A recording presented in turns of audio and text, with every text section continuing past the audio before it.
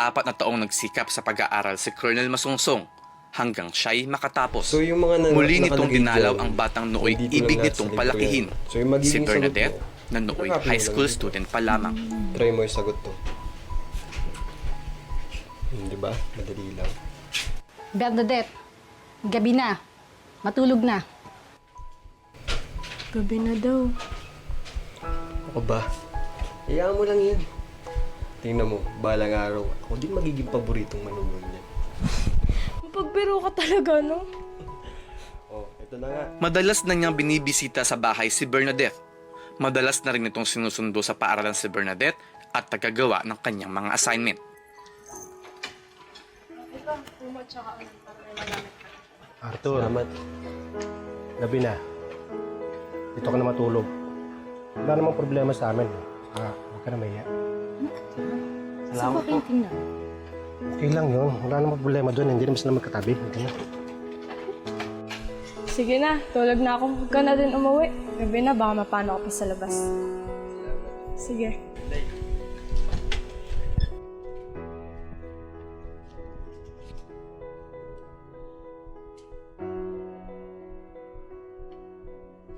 Kadalasan, nakikitulog na rin ito sa kanilang bahay.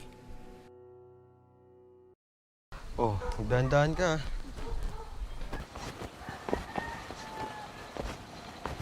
Teka lang. Oh, kubarin mo na yung sapatos mo.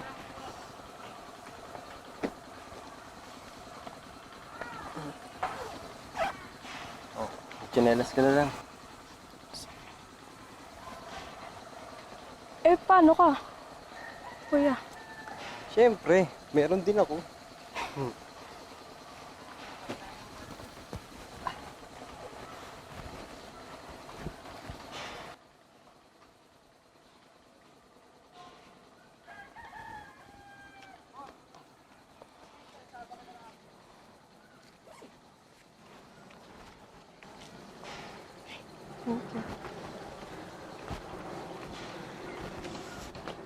Buti nga pala, nagpalit tayo ng tsinelas mo.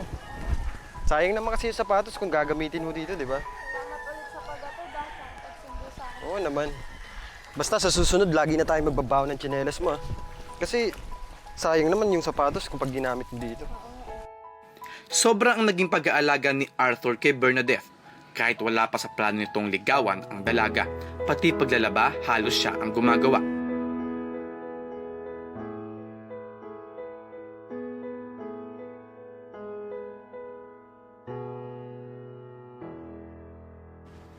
Asahan kita sa birthday ko, ah. Sige, pag pinayagan ako sa amin. Pilitin mo. Ako na bahala sa project mo. Talaga? Oo naman. Sige, magpapaalam ako. Sige. Bye. At kapag may lalaking umaaligid kay Bernadette, pinagsasabihan niya ito. Hey boy, pinaporma mo ba si Bernadette? Naku, hindi po. Magkaibigan lang po kami. Tama. Kami na kasi. Kaya, huwag mo na siyang porma na. Sige po.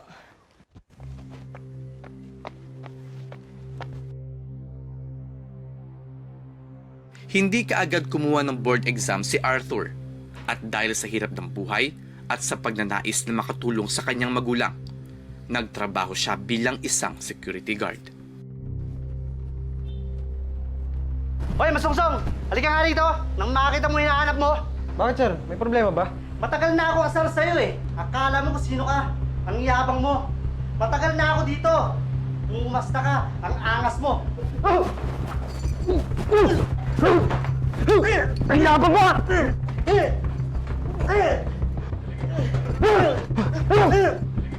Ang yabang mo!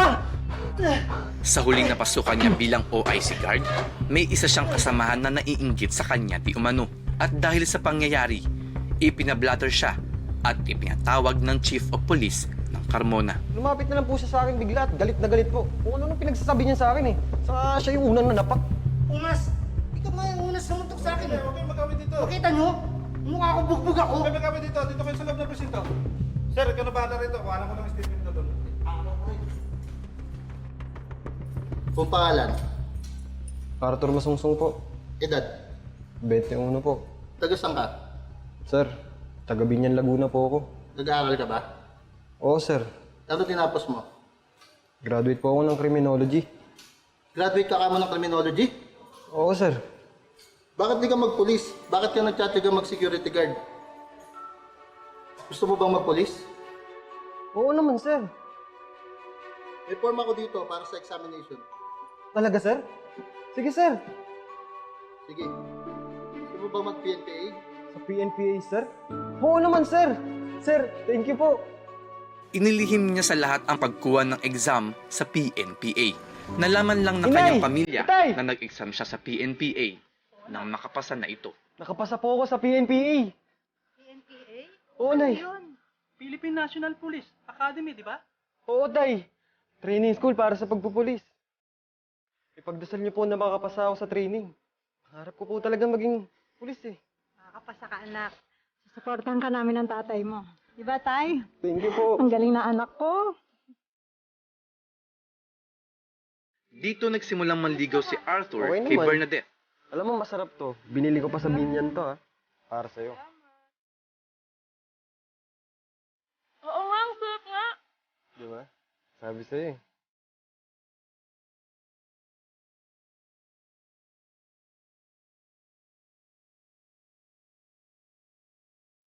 Bernadette. Gusto ko, bago ako pumasok ng academy, gusto ko maging tayo na. Mahal kita. Sana matanggap mo.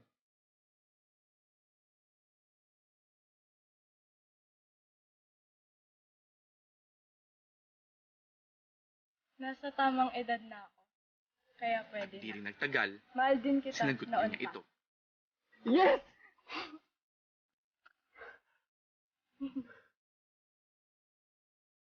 Ano, nanliligaw siya? Lagi siya sa bahay. Kasi di ba nung araw, hindi naman, yung dito sa amin, kasi yung sine, medyo malayo. Tapos, actually, hindi naman kami nagtagal na naging mag-boyfriend eh. Kasi nga, 18 ako noon, pumasok siya ng academy. Yun. Bago siya pumasok ng academy, kailangan daw, may maiwan siya sa akin. Kasi baka daw pagbalik niya, wala na ako. Hindi niya na ako abutan na dalaga pagbalik niya.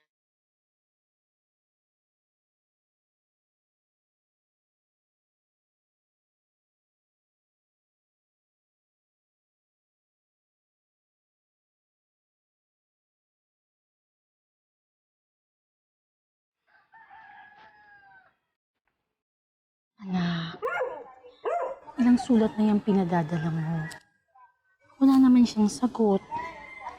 Kabuwanan mo na. Bakit hindi mo puntahan yung mga magulang niya para malaman nila?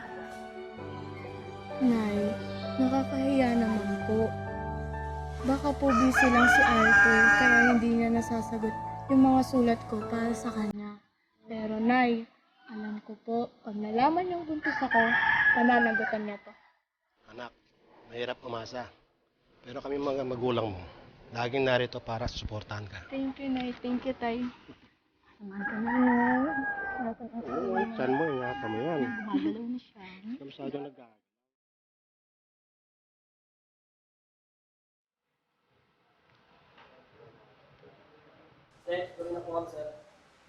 Sige, papatawag ko na lang kayo.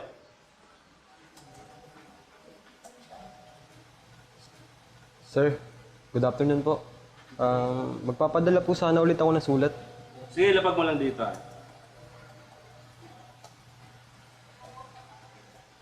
Oh, ba't nandiyan ka pa? Sige po, sir.